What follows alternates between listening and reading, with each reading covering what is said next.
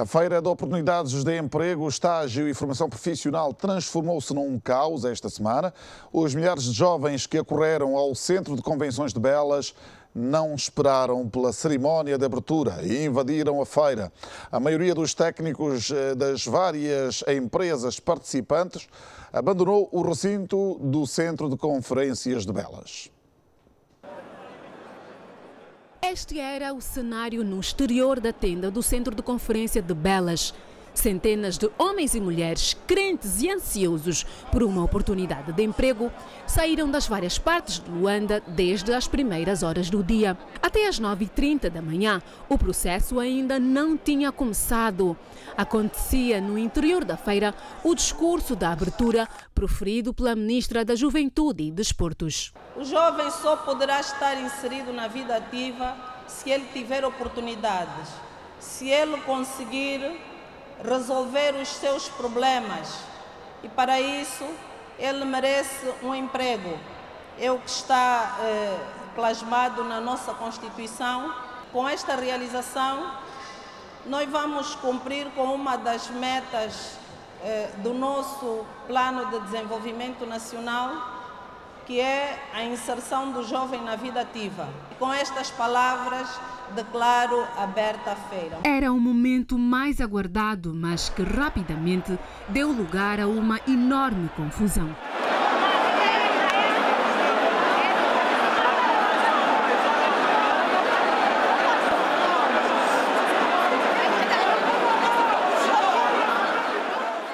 Sua Excelência, a Ministra da Juventude e Desporto, Ana Paula do Sacramento, está a fazer a visita dos standers, mas o que aconteceu é que os jovens cansaram-se de esperar e invadiram o local. Como vocês podem ver, invadiram o local. Invadiram todo o local, a polícia não está controlando nada disso aqui, opa, está mal isso aqui. A que horas é que vocês chegaram aqui? Opa, eu cheguei aqui 4 horas da manhã. A enchente era insuportável. Os técnicos abandonaram o local e os jovens foram forçando a entrega dos documentos que, no meio da agitação, acabaram por ficar no chão. Houve pessoas que entregaram o currículo de uma da empresa, mas os currículos foram todos postos para fora, ou botaram os currículos. Então não sei como é que houve esse tipo de coisa. Está a receber documentação na confusão, esse vem, entrega, agora qual é a pessoa que vai receber? Como é que está a ser o processo aqui? Difícil, mais difícil. Era o que você esperava? Não, é muita demanda populacional. Mais currículos. Será que nessa situação vocês vão conseguir girar a situação? Vamos, a equipa está preparada, vamos selecionar os currículos e, tendo em conta a qualidade de cada um, vamos chamar. Somente depois do meio-dia é que a polícia reforçou a presença no local para tentar controlar a situação, uma vez que da organização ninguém dava cara para justificar o porquê de tanto tumulto.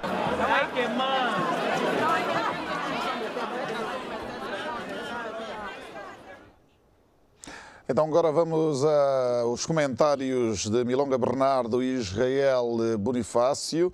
Ora, vou começar com Milonga. Muito boa noite para já. Boa noite, David. Ora, então, boa noite. Esta terá sido uma boa amostra para se avaliar o índice de desemprego no país ou apenas uma reação de desespero dos jovens perante as dificuldades, não é, impostas pela crise socioeconómica? Bom, para se avaliar aquilo que é a realidade do grau de desemprego no nosso país, nem sequer precisávamos de uma feira, não é? Só olhar aquilo que tem que ver com a própria conjuntura do país, que conseguimos compreender que efetivamente nós temos cada vez mais... Milonga, recebo aqui informações de que o teu microfone não está em condições, portanto não há audição possível àquilo que está a dizer. Então vamos aproveitar, passar a palavra a Israel Bonifácio enquanto criam-se as condições para melhorar o áudio de Milonga Bernardo. Israel, a mesma pergunta que coloquei há bocado ao Milonga também serve para si.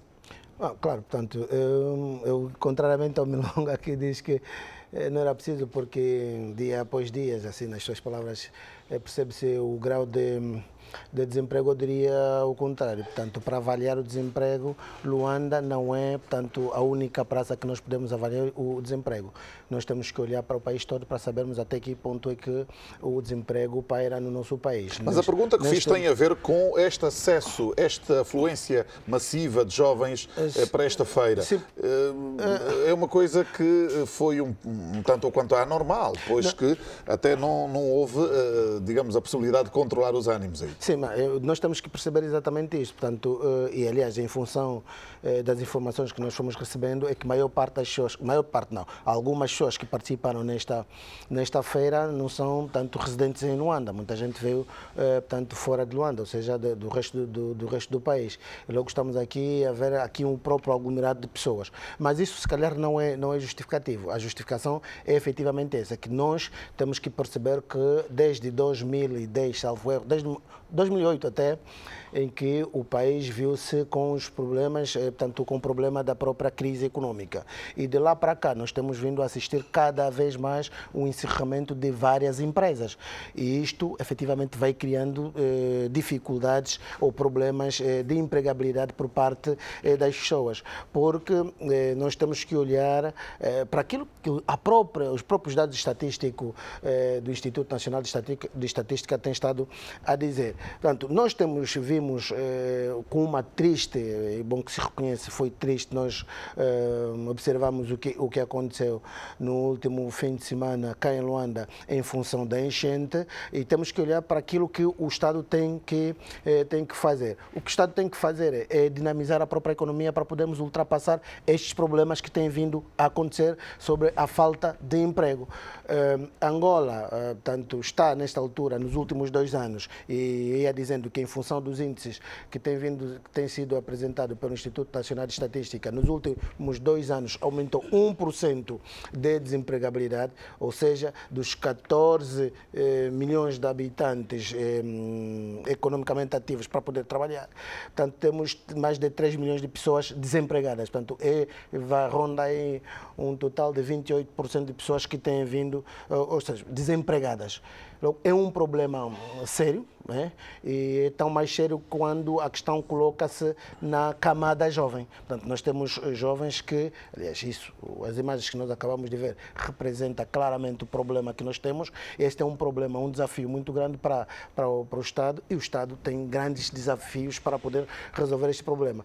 Tudo o resto, nós devemos aqui aconselhar, e aconselhar sobretudo ao próprio Executivo, que há aqui grande necessidade de se fazer investimentos públicos que poderão efetivamente acudir com o problema do próprio desemprego que hoje graça à própria sociedade. Repito, este problema não é só um problema de Luanda, e esta enchente que vimos não é uma enchente só de Luanda, é efetivamente um aglomerado. Aliás, todo mundo que teve acesso a várias outras informações que vinham de diferentes órgãos de comunicação social e que ouviram, a maior parte das pessoas que lá estiveram, portanto, estamos aqui a dizer que são pessoas que vinham de outras paragens do país. Milonga já lhe tinha dirigido esta mesma pergunta, mas eu vou adicionar esta outra perspectiva, que é se podemos ler a partir daquilo que se assistiu nesta semana, que, enfim, houve falta de proatividade das autoridades neste domínio específico da gestão das disponibilidades de emprego, ou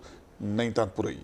Eu, como estava a fazer referência inicialmente na minha primeira abordagem, espero agora estar a ser percebido, claramente, se olharmos para aquilo que é a nossa conjuntura, facilmente conseguimos perceber que, infelizmente, o quadro atual não é, digamos, positivo para a juventude em termos de criação de condições para a empregabilidade da juventude. É preciso olhar para a nossa realidade macroeconómica e perceber-se claramente que nós temos um tecido empresarial cada vez menos robusto.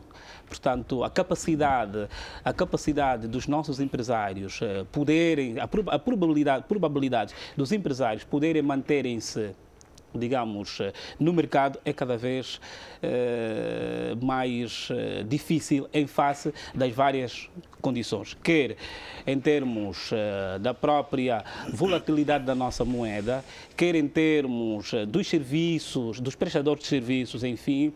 Portanto, e o Estado vê-se aqui, digamos, amarrado para poder responder a esta necessidade premente da juventude. E nós, quando falamos aqui da juventude, é preciso olhar que a juventude tem necessidades que são primárias e emergentes, e uma delas tem que ver com o próprio emprego, não é? E podemos aqui fazer uma segregação dos jovens que estão, digamos, formados.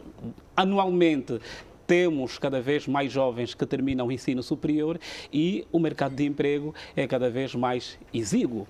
Mas deixa-me lembrar-lhe aqui alguns dados, Milonga. Os organizadores desta feira diziam que 40 empresas, cerca de 40 empresas estavam inscritas, estas em condições de, naturalmente, oferecer algumas vagas de emprego a estes jovens, enfim, num ato, pois, mas se colocarmos na balança, na balança, David, e olharmos aquilo que é, digamos, o número de jovens desempregados, é só virmos em face daquilo que é a nossa realidade macroeconómica, quais são as perspectivas de criação de emprego e quais têm sido a perspectiva de perca de emprego. Se colocarmos na balança, vamos sentir que hoje há maior probabilidade de um jovem perder emprego do que um jovem encontrar emprego. Esta é uma realidade nua e crua.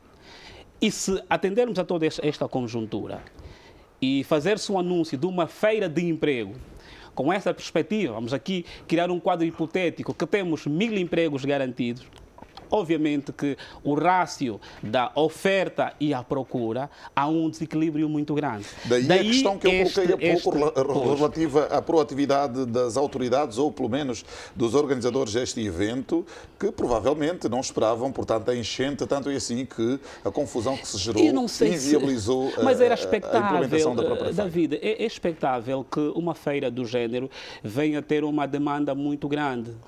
É expectável. É só termos aqui uma noção do rácio, necessidade e a capacidade de poder absorver os jovens que estão à procura de emprego. É expectável claramente que, de facto, pudéssemos ter uma situação do género. E mas nós depois gerou-se aquela hoje, confusão que ninguém conseguiu controlar. Pois, e daqui nós devemos hoje, felizmente, e é importante dizer isso, felizmente, a situação não foi tão trágica, apesar destas imagens que nós vimos, em função daquilo que são as expectativas da juventude e também o nível da organização, a própria capacidade, o espaço em si não tinha como poder, por mais que tivesse uma organização, não tinha como poder absorver. As imagens que eu pude ver, penso que a fila começava por aqui, do Futungo, do Futungo até a entrada do centro de convenções. Não tinha como poder absorver. Não sei se de facto também a organização foi feliz em eleger aquele espaço. E também não sei se efetivamente nós conseguimos ter um espaço físico para poder albergar aqui a demanda da juventude. Portanto, é importante olhar, penso que infelizmente aquilo que foram os modos, digamos, que foram selecionados para se poder acolher os jovens não foi o mais acertado. E hoje poderíamos estar aqui a fazer contas desagradáveis que, felizmente, para todos nós, não são essas que nós estamos aqui a fazer. Felizmente não foi mesmo exatamente isso, mas é bom que se diga, portanto, como eu disse inicialmente, nós temos que ter em conta esta enchente, e se calhar poderia ter sido mais, porque fiz referência de que os órgãos de comunicação social, pelo menos sediados cá em Luanda, foram ao local, entrevistaram muitas pessoas e muita gente foi dizendo que não vivem cá em Luanda e vieram efetivamente testar aqui os seus empregos. Sim, mas a feira não era apenas destinada aos jovens de Luanda, a feira era destinada à juventude angolana. E tendo havido uma publicitação inicial, era normal só estou a dizer uma coisa, pronto, a expectativa é normal. Não, estou a dizer, pronto, estamos a falar de emprego e emprego, portanto, isso carece, portanto, carece depois do próprio alojamento, enfim, quanto mais, e o que eu quero dizer é, quanto mais o próprio Instituto Nacional da Juventude, a Juventude Angolana, pudesse descentralizar esta feira, seria melhor no sentido de não termos o aglomerado cá em Luanda. Portanto, o que nós tivemos, o problema que temos é de termos aglomerado as pessoas cá em Luanda e depois não termos a capacidade, quando eu digo não temos, é que estamos a falar em função em nome do Estado, portanto, não tivemos a capacidade de podermos albergar a juventude toda que foi lá à procura do emprego. Mas isso, eu penso que vai poder servir de lição para o próprio Ministério da Juventude e Desporto, que tutela o Instituto Nacional da Juventude, no sentido de olhar para os próximos tempos de que temos, e isto é uma questão de ponderação, né? Fazer referência que desde 2008 que nós começamos a conhecer a crise, tivemos aqui um ressurgir da economia 2010 a 2013, 2014 viemos a conhecer a própria crise econômica e de lá para cá tem sido cada vez mais ao fundo, era efetivamente expectável que aquele aglomerado pudesse aparecer e podemos criar as melhores condições.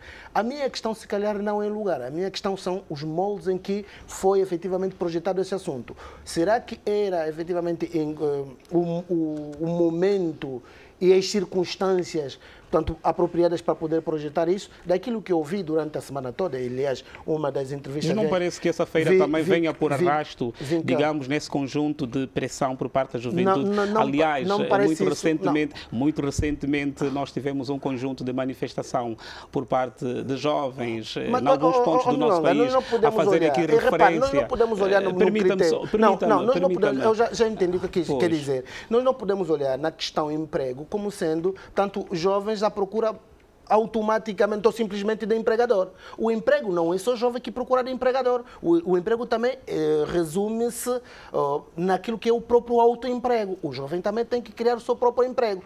Não estou a culpar os jovens, estou aqui a olhar naquilo que é a responsabilidade do Estado em poder criar condições para que o jovem pudesse, portanto, ter a sua própria capacidade de empreender. O jovem tem que ter capacidade de empreender, mas o jovem só vai empreender efetivamente se o próprio Estado tiver... Alguém tem que fazer o trabalho de casa. Exatamente, ter essa oportunidade. É esta oportunidade que no último fórum dos empresários que o Presidente da República teve, chamou a atenção no sentido de se poder criar cada vez mais, e aliás, disse mais, no sentido de dar, e disse que orientou o banco, o BDA, no sentido de dar aqui um benefício àqueles bancos que venham dar tanto crédito às empresas que queiram investir.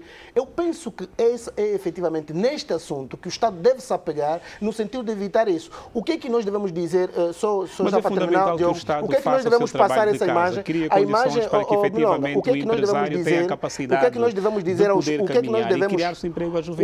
Qual é a mensagem que nós devemos passar? A mensagem é, efetivamente, que é normal, é mais fácil nós encontrarmos um empregador, é muito mais difícil nós sermos autodependentes, mas o Estado tem que criar mecanismos no sentido de criar mais jovens autodependentes, jovens que criam, portanto, o seu próprio autoemprego, mas que tenham um suporte do próprio Estado. Ou seja, o Estado tem que financiar as iniciativas dos jovens, porque muitos dos jovens que estavam nesta feira, muitos deles sabem fazer muita coisa, são construtores, são empreendedores, fazem muita coisa, sem que dependam de uma outra pessoa. O Estado tem que olhar para isso. E há vários departamentos ministeriais que devem olhar efetivamente para isso. Eu penso que isto poderá ser um desafio futuro para o próprio Estado, olhando para essas imagens. Ainda alguns temas por abordar. Peço desculpas, Israel, mas temos de avançar. O juiz-presidente do Supremo Tribunal Militar confirmou que o julgamento do antigo chefe do Serviço de Inteligência e de Segurança Militar começa na próxima quarta-feira, dia 11. António dos Santos Patónio garante que o general Zé Maria goza de boa saúde para comparecer perante o tribunal. O antigo chefe do Serviço de Inteligência e de Segurança Militar vai mesmo às barras do tribunal. Inicialmente previsto para o passado dia 4 deste mês, o julgamento do general António José Maria foi remarcado para a próxima quarta-feira. O Supremo Tribunal Militar garante que desta vez é mesmo para avançar. Está tudo pronto. Na próxima semana, às 10 horas, vamos dar início. O estado de saúde do general Zé Maria não poderá condicionar o andamento do processo? O general Zé Maria está bom, tá. De manhã caminha, se quiser caminhar à tarde caminha. Portanto, o general Zé Maria está pronto a fazer-se presente no julgamento. Quantas sessões estão previstas para esse julgamento? Quantas sessões estão previstas? Não posso prever, mas não são muitas. Estamos a falar de um horizonte temporal de mais ou menos quantos meses, quantos dias? Não, acho que em 3, 4 semanas resolvemos esse problema. Okay, mas em relação às acusações, mantêm-se ou foram retiradas algumas acusações? Não, a pronúncia manteve as acusações formuladas pelo Ministério Público. Além de insubordinação, o general Zé Maria é acusado e pronunciado como autor de um crime de extravios de documentos, aparelhos ou objetos que contenham informações de caráter secreto. O militar, que se encontra em prisão domiciliária desde o passado mês de junho, incorre em ilícitos previstos e puníveis nos termos da Lei dos Crimes Militares. É um caso normal, e ele é um colega nosso que violou a lei e vai ser julgado, é um caso normal, não há problema. Antônio dos Santos Patónio recorda que quando o general foi exonerado, levou para casa documentos secretos que deviam estar no quartel. Tais documentos, revelou a fonte, já foram apreendidos e encontram-se na posse das autoridades. Desta forma, estão criadas as condições para o início do julgamento, que vai decorrer à porta aberta. É aberto ao público, não há nada secreto, é aberto ao público. Todos que quiserem acompanhar o julgamento vão poder fazer? Podem. Sem qualquer restrição? Assim diz a lei. Nós, como sabe, a Justiça Militar cumpre, arrisca a lei.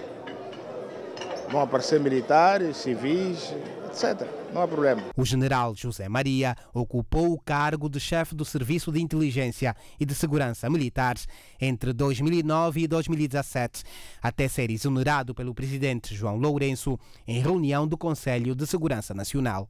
O quartel-general do Exército é o local escolhido para o julgamento histórico. Caso seja considerado culpado, o antigo chefe do Serviço de Inteligência e de Segurança Militar arrisca-se a uma pena de prisão maior de 2 a 8 anos. Com imagens de Jackson Massaki, Anastácio Morgado e Nuno Agnello, a TV Zimbo, na Rua dos Quartéis.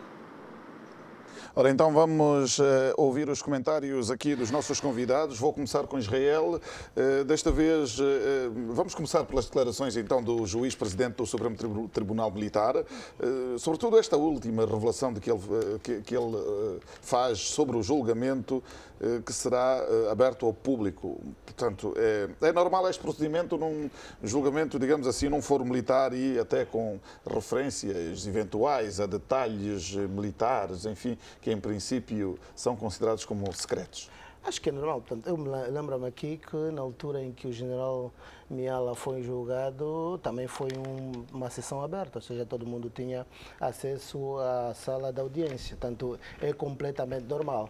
O que não está a ser normal por muitas pessoas é o facto de nós não estarmos acostumados a ver, portanto, pessoas de proa a poderem, portanto, responder em fóruns desta natureza. E aqui vem a colação aquilo que foi os pronunciamentos do presidente João Lourenço, de que ninguém é suficientemente poderoso que não pode ser, portanto, julgado, e ninguém é bastante pobre que não pode, portanto, ser protegido pelo próprio Estado. Logo, estamos aqui diante de um processo que é um processo normal, em função das acusações que pesam sobre o general Zé Maria, e estará o presidente Zé Maria também acompanhado com a sua defesa em poder contrariar os crimes que lhe são imputados ou não, portanto, provar se são ou não, portanto, crimes que lhe são imputados. Qualquer um outro elemento, eu penso que é tudo especulação, porque quem vai determinar efetivamente a questão da condenação do general Zé Maria é o Tribunal Militar, e nós estaremos aqui a acompanhar e a seguir quais são os desenvolvimentos deste processo. E quanto ao Milonga Bernardo, qual é o seu comentário? Bom, o princípio da publicidade é um princípio subjacente e com consagração constitucional, e a própria lei também faz referência, as demais legislações ordinárias fazem referência. A publicidade tem um elemento fundamental naquilo que tem a ver com a própria prevenção. Ou seja, no âmbito da própria administração da justiça, que é uma competência pública do Estado, mas faz-no em nome do povo, em nome de todos. Portanto, convém que se faça essa publicidade no sentido de se poder, digamos, em face daquilo que é a própria descoberta da verdade material, recordando que em face do direito processual penal, a verdade material é aquela que não só condena, como também pode absolver o próprio réu, a pessoa indiciada. Em face de tudo isso, é importante que se faça publicidade no sentido de se poder desencorajar eventuais pessoas que tenham a mesma apetência, a mesma tendência aos comportamentos que ilicitamente estão a ser, digamos, julgados em sede de juízo. E não se coloca aqui o risco de revelação de eventuais detalhes militares, enfim, que possam ser considerados como de foro secreto? Eu não penso que nós estamos aqui a falar quando se está já em face da própria introdução da causa em juízo, onde de facto predomina o princípio da oralidade, onde as partes vão de facto podendo fazer referência àquilo que são os seus elementos, no caso o Ministério Público que está aí em nome do Estado, para poder então arguir, portanto, fazer referência aos seus argumentos para a condenação do réu, e a defesa poder mostrar todos os seus argumentos para mostrar que efetivamente a pessoa indiciada é inocentada. Portanto, este confronto de posições é fundamental e não se coloca aqui em causa colocar, portanto, trazer-se ao de cima segredos, digamos, que possam colocar em causa a própria sensibilidade do processo. Aliás, penso, se assim fosse, o próprio tribunal já teria, de facto, excepcionalmente, não permitido que o julgamento fosse público. É importante dizer que o julgamento público é a regra, mas excepcionalmente, em face de determinados elementos, o tribunal pode decidir que o julgamento seja privado. Muito bem, então ainda sobre julgamentos, o Procurador-Geral da República apelou para a mudança de atitude dos cidadãos assente na ética e boa conduta. Hélder Pitagros reagia ao facto de aparecerem na praça pública processos-crime que ainda, neste caso, informações sobre processos-crime que ainda estão em segredo de justiça. O magistrado disse ser da responsabilidade do tribunal o levantamento das imunidades do deputado Manuel Rebelais e que o início de julgamento ainda poderá levar algum tempo. Já há data para o julgamento do ex-chefe do Grecima? Não, isso é assunto do tribunal, né? Portanto, está em tribunal, mas penso que ainda haverá instrução contraditória no tribunal e só depois disso é que poderá haver pronúncia e depois data. Portanto, ainda é um processo a nível do tribunal, ainda vai levar algum tempo. Mas estamos a falar de quanto tempo mais ou menos? Esse mês, o próximo? Não, mais do que isso, porque ainda não foi aberta a instrução contraditória. Portanto, os advogados reclamaram recentemente por uma alegada fuga de informação. As acusações saíram nas redes sociais. Como é que o senhor procurador olha para essa situação? Olho com preocupação, porque isso não é uma questão só dos tribunais. Se ficamos a nível da sociedade civil, isso agora acontece muito nas instituições. Há, por vezes, documentos que saem a público e desta forma, né? Portanto, isso não é um problema só do cidadão. Não é um problema só, digo, do tribunal. É um problema que tem a ver com o cidadão no geral. É necessário que o cidadão tenha uma outra atitude, uma outra responsabilidade em relação ao local onde ele está a trabalhar. Em relação às imunidades, o senhor, o antigo chefe do Grecima é deputado. Sim, isso agora competirá ao tribunal requerer ou não o levantamento das imunidades. Ainda não foram levantadas? Acredito que ainda não foi requerida sequer. Em relação a Gino Carneiro? Mesma coisa. Também está em tribunal? Sim. E fala-se também no caso do Zeno dos Santos? Não, esse foi o primeiro caso, já está desde o ano passado, há quase um ano que está em tribunal. E ainda não há data de julgamento?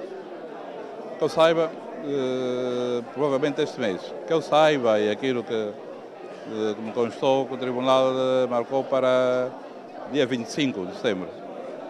25 de setembro, sim. Julgamento de Zeno dos Santos. Foi o que o tribunal diz, né? Bem, já houve o despacho de pronúncia e, neste caso, foi notificado aos advogados e, portanto, agora eles tratarão de fazer a sua defesa em relação a isso, né? Em relação à necessidade do ex-presidente da República participar desse julgamento, como é que está a ser acautelada essa situação? Foi arrolado como declarante?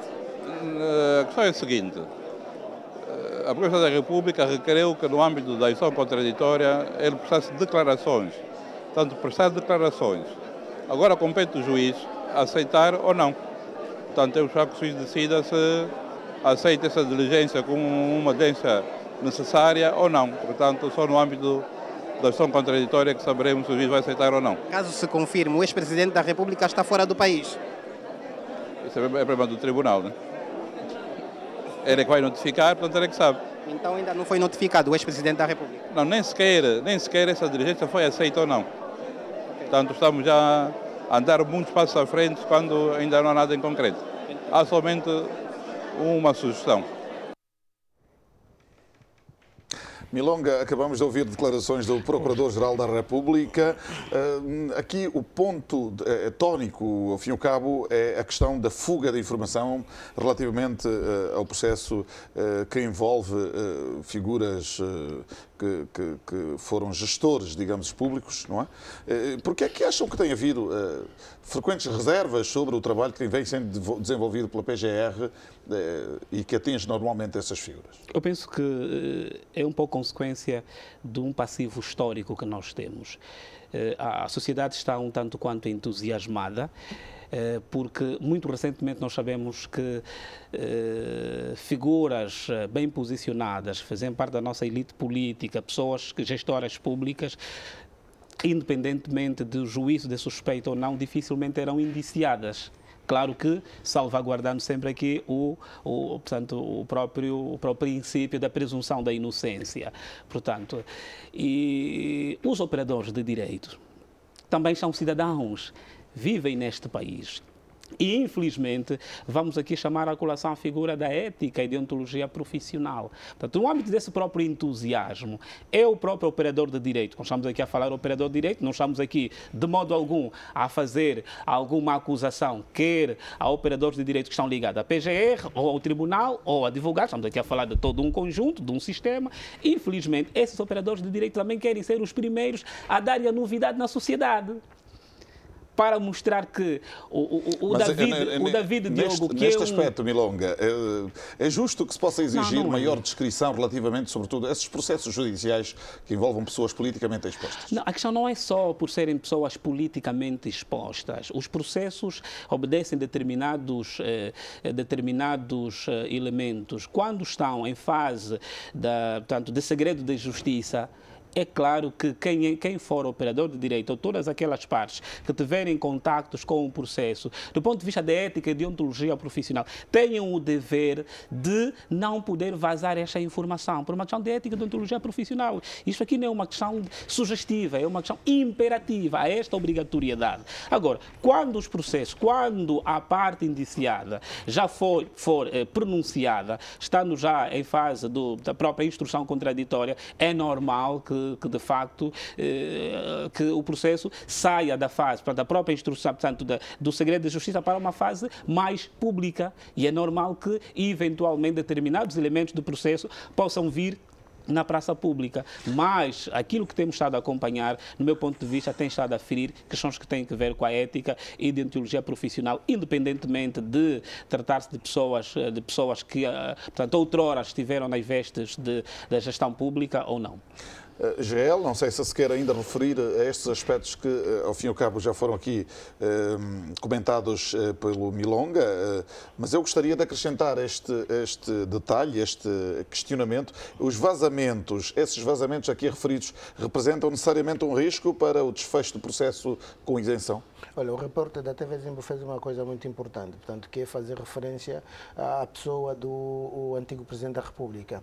O que é que tem estado a acontecer nos últimos tempos? É que, para esses casos mediáticos, temos estado a perceber que, normalmente, não sei se havia de regra, mas não gostava de arriscar nesta direção, mas é que, volta e meia, nós vemos, portanto, réus que evocam a participação do antigo Presidente da República nos processos, ou seja, volta e meia, as pessoas indiciadas em função da orientação do Presidente da República que tomou aquela ou esta decisão. Portanto, é normal, nesta altura, que qualquer um que esteja indiciado neste processo tenha evocado o Presidente da República. Logo, o ex-Presidente da República. O antigo Presidente da República. Portanto, aliás, a própria Constituição fala efetivamente disso, do antigo Presidente da República. Então, logo, é normal que isto aconteça e os próprios processos, voluntariamente ou não, mas eu estou aqui em crer que é mais voluntariamente do que não, as partes envolvidas nesse processo lançam propositadamente os assuntos na praça pública. O que é isso? É antecipar aquilo que pode ser o julgamento público.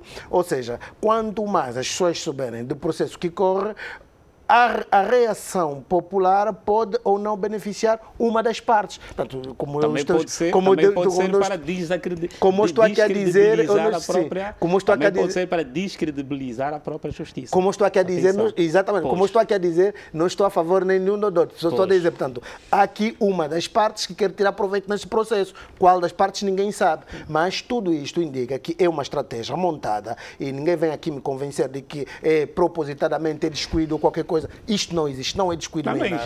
Não é ingenuidade nenhuma. Portanto, alguém vai fazendo este uso no sentido de poder tirar proveito nisso. E normalmente, como tem sido recorrente nos últimos, sobretudo os casos mediáticos, como eu já fiz aqui referência, o uso de pessoas e o uso da pessoa, portanto, do antigo presidente, e também o uso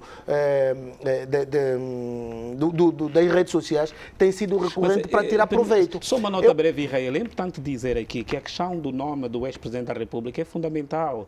Quer queiramos ou não, quer se queira ou não, o ex-presidente da República é uma peça fundamental para a própria administração da justiça. Nos casos em que se envolvem altas figuras que ocuparam lugares de gestão pública, em face daquilo que são as suas super atribuições dadas na nossa Constituição. Super não diria. Super já não diria, mas assim, eu concordo contigo. E quando um ex-gestor público, quem é o titular do Poder Executivo? É o Presidente da República. Sim. Os ministros, os secretários de Estado são meros auxiliares. Se um ministro está a ser julgado e dizer que o ato que eu cometi, que terá lesado a gestão pública... Estás a dizer, parece que não viveu aqui durante esse tempo todo, né? Não, portanto, tu sabes que hoje quase que todo mundo...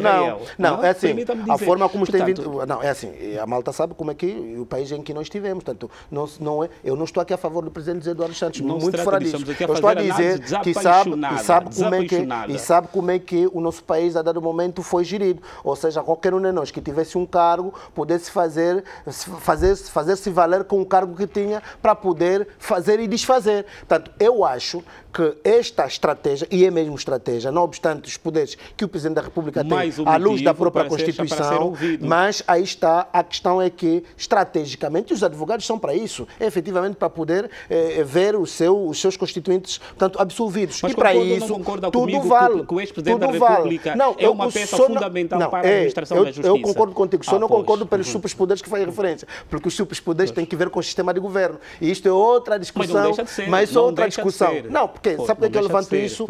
Porque assim, muita gente tem estado a levantar a questão dos superpoderes do Presidente da República, infelizmente, percebendo ou não do sistema de governo, e vão levando isso como se fosse uma coisa normal. Portanto, temos que olhar isso. Não, é só para chamar isso. O Presidente da República, o antigo Presidente da República, uma peça fundamental para a administração da justiça, é fundamental. Dos casos mediáticos em que for citado. Veja como é que está a ser utilizado. Veja como é que está a ser utilizado.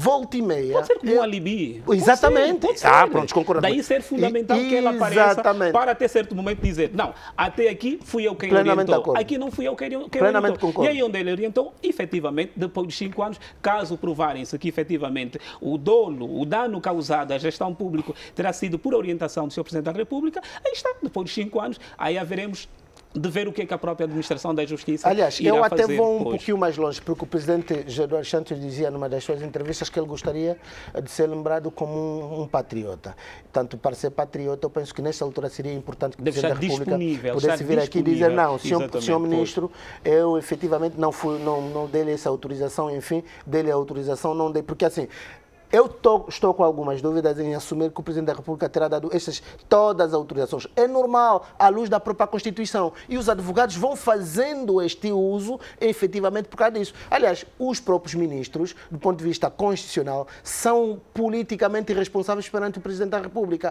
E logo, essa acolação que se faz, é completamente normal que façam este uso. Mas nós estamos aqui, enquanto o antigo Presidente da República não se pronunciar, efetivamente, os julgamentos vão estar condicionados sobre isso. A questão que se coloca do antigo diretor do Grecima é também isso. Aliás, nós vimos, todo mundo viu. Não, aliás, hoje por hoje, quase os casos mediáticos vão acabar por aí. Vão fazer-se referência ao ex-Presidente da República e, aliás, já começamos, vimos no caso CNC, agora também ao... Todo mundo quer saber do antigo Presidente da República. E agora, nós não temos legitimidade, nem temos substância alguma alguma para dizer se estão a fazer essa referência por alibi ou se efetivamente o ex-presidente da República tem ou não tem uma enquanto analista, nós estamos um pouquinho mais à vontade de poder dizer sim ou não. Daí, de facto, ser interessante que, enquanto bom patriota, o ex-presidente da República, José Eduardo Santos, apareça para falar à justiça, para que, de facto, efetivamente se faça a administração da justiça. E então o tempo dirá. Ora, mudando de tema, o Ministro da Construção e Obras Públicas foi questionado esta semana pelos jornalistas após a reunião com membros do Governo de Benguela se o Executivo iria ou não avançar com as obras do bairro dos Ministérios. Manuel Tavares de Almeida não respondeu diretamente à pergunta, dizendo apenas que o projeto está inscrito no plano diretor da cidade de Luanda. Depois de ter sido pendurado o projeto do bairro dos Ministérios, o senhor não falou nada, tem condições psicológicas, morais para continuar e já agora, quando é que vai sair da gaveta este projeto? Eu sou uma pessoa muito convicta e muito determinada. Mas vai avançar. Portanto, aquilo é um projeto que está num plano diretor da cidade de Luanda e nós temos que respeitar aquilo que é lei. Não falou consigo, Sr. Ministro. Mas o Sacramento Angola diz que o presidente respondeu e diz que não vai avançar o projeto. Não sei disso. Eu não leio Macabó. Mas tem condições. Israel está-se a rir, não percebi. Não, portanto, a última resposta do Sr. Ministro, portanto, ele não lê Macango. Mas deixa-me colocar então uma questão, já que estamos mesmo nos comentários a esta entrevista concedida pelo Ministro da Construção e Obras Públicas em Benguela. Ora, estamos assim então perante mais um problema de comunicação ou trata-se eventualmente de uma linguagem que esconde outros contornos deste processo de implementação do bairro dos Ministérios? Nós estamos diante da construção de uma inverdade. Isto que nós temos que dizer é assim, portanto, construiu-se uma inverdade, não sei se inverdade, que é... Quem construiu, Israel? A sociedade construiu, a sociedade e os fazedores de opinião, portanto, construíram uma inverdade que é o Presidente da República deu um cartão vermelho no processo da construção dos bairros dos Ministérios. Portanto, mas por que é inverdade? Deixa lá que eu diga, portanto, eu vou deixar que eu diga. Eu não ouvi, salvo minha distração, aqui peço perdão, de algum comunicado do Presidente da República a dizer que não vai construir o bairro dos Ministérios. Eu não vi nada. Oficialmente eu não vi, salvo se o Milonga, aliás, o Milonga se calhar tem privilégio de ouvir, portanto, e ter documentos oficiais da presidência, mas eu não vi nada sobre o assunto. O que é que houve? A situação Israel parte de uma publicação feita... David, eu vou já... Não, deixa só que eu determine. O que é que eu ouvi nas redes sociais? Que é, o Presidente da República terá tomado boa nota em função de alguma informação prestada por um jornalista de investigação sobre o terreno a ser construído no bairro dos Ministérios. Esta é a informação que se tem. E o Presidente da República tomou boa nota da denúncia feita de que aquele terreno era um terreno já do Estado e que terá passado a favor de tanto pessoas desconhecidas ou não que fazem parte da entourage do governo. Ponto. Agora, a Presidência da República não se pronunciou sobre este assunto. O que é que veio de cima? Pronto, e os fazedores de opinião, o que é que disseram? Não acha, Israel, que com tudo o que já se disse nas redes sociais e outros comentários que, de facto, a própria Presidência da República já deveria ter vindo a público também esclarecer? Sim, mas, David, qual é a informação que está correta? Eu compreendo com isso. É assim, aquela foi uma denúncia do investigador. E mérito para o investigador, denunciou e levou a informação ao Presidente da República. Ora, o Presidente da República não pode, portanto, cingir-se em denúncias só desta natureza. É importante. O Presidente da República tem serviços que trabalham para ele, tem departamentos ministeriais, tem outros serviços que estão, nesta altura, estão a investigar o que é que terá passado em função daquela denúncia. Sabe o que é que nós estamos a fazer nos últimos tempos? É pegar informações e construir castelos de areia e depois moronar. O que é que acontece?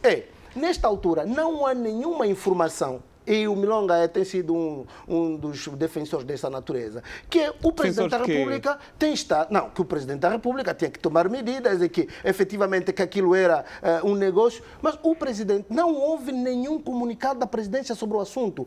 Houve uma resposta da Presidência da República ao investigador que denuncia um negócio.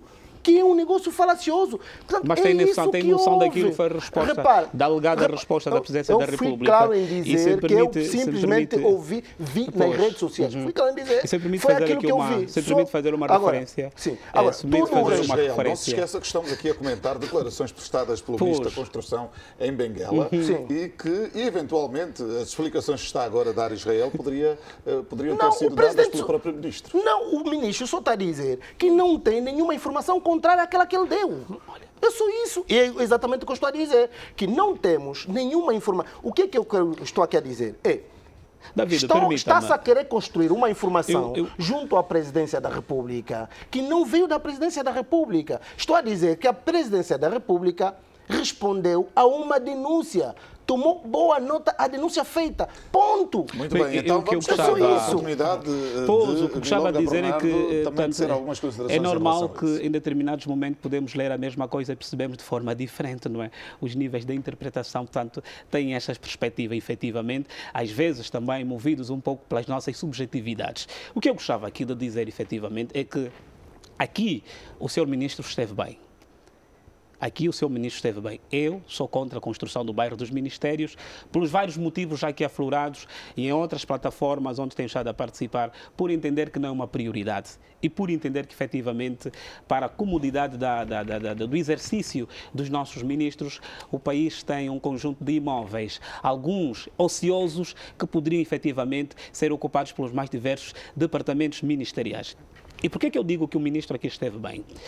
Eu não tiro aqui, não retiro, digamos, aquilo que foram os pronunciamentos do Macangola, a publicação do Rafael Marques, e digo que quem comunicou-se mal é a Presidência da República, porque por aquilo que é, deixe-me falar, por favor, por aquilo que é o protagonismo, que é a credibilidade do Macangola. E o próprio Rafael Marques fez a publicação de uma mensagem que ele recebeu de um do secretário de Estado para o Sr. Márcio Lopes, que ele fez a publicação, alegadamente tendo sido uma informação que ele foi orientada pelo Sr. Presidente da República. A tomar boa nota pelas denúncias, e a fazer referência que enquanto tiver-se a fazer determinadas investigações, o bairro dos Ministérios não vai ser construído. Não vai ser construído. Tendo sido feita essa referência, e até agora, não havendo um desmentido da Presidência da República, efetivamente tenho tudo para dizer que a publicação ipsos verbos, como foi feita por Rafael Marques, tem toda a legitimidade e veracidade. Então, Miranda Bernardo, agora, também tenho tudo para dizer que vai já ter o direito ao seu minuto. Muito agora, rápido. Também dou-lhe a possibilidade, então, de concluir esta ideia que Pois, mas quando eu digo aqui que o Sr. Ministro esteve bem porquê? Porque, efetivamente, a gestão do país não deve ser feita pelas redes sociais, não é? Se o Sr. Presidente da República acolheu e tomou boa nota aquilo que for a pressão social, a reação por parte dos angolanos, de um conjunto de angolanos, não de todos, como é o caso do Israel, que não faz parte dos angolanos que se manifestou contra o Ergueira, enfim, portanto, o Sr. Presidente da República poderia ou deveria efetivamente, não se trata de emotividade, é uma questão de realismo. Realismo, de quando vimos o mesmo país, mas uns veio... Não, mas é que está a haver um país excluído de Israel. Às vezes, se calhar, isso já está perfeitamente percebido. Tem que tirar os óculos de Israel para ver bem o país. O meu 1 minuto. Pois, o meu 1 minuto eu gostava, de facto, de fazer referência e encorajar o governo no sentido de continuar com as suas políticas ligadas à alfabetização. É importante fazer referência que, após a nossa independência, o país tinha cerca de 80%, mais ou menos, da população não escolarizada, e hoje estamos a falar de um rácio mais ou menos de acima dos 25%, mas ainda assim estamos aquém daquilo que são as expectativas, e gostava, de facto, de se fazer um esforço titânico, porque não se consegue construir uma nação, de facto, uma nação sã, se não tiver os seus cidadãos escolarizados, formados, enfim, para poder compreender o país e depois podermos ter outros Israéis Bonifácios para virem também olhar um país colorido aqui na revista de imprensa. Seu minuto, Israel. É um minuto, efetivamente, eu estou preocupado com o índice de delinquência neste país. Portanto, nos últimos tempos, cada dia que passa, o índice de delinquência vai aumentando. e na verdade nós estamos a ver tudo a ficar complicado. É importante que as autoridades competentes venham tomar conta deste processo e nós temos estado a ver o exercício titânico por parte do próprio Ministério do Interior, mas eu penso que alguma coisa está fora do controle. E digo isso porque basta ver, sobretudo a TV Zimbo, que volta e meia, portanto, traz à tona, portanto, situações incompreensíveis, né? E é importante que isso esteja por cima da mesa do ministro para poder tomar conta disso. Eu estou efetivamente preocupado com a questão do índice de delinquência neste país. Sim, senhora. Então, Milonga Bernardo e Israel Bonifácio, muito obrigado por terem vindo mais uma vez a este espaço Revista Zimbo. Muito boa noite, até a próxima. Boa noite. Muito bem, então termina aqui mais uma Revista Zimbo.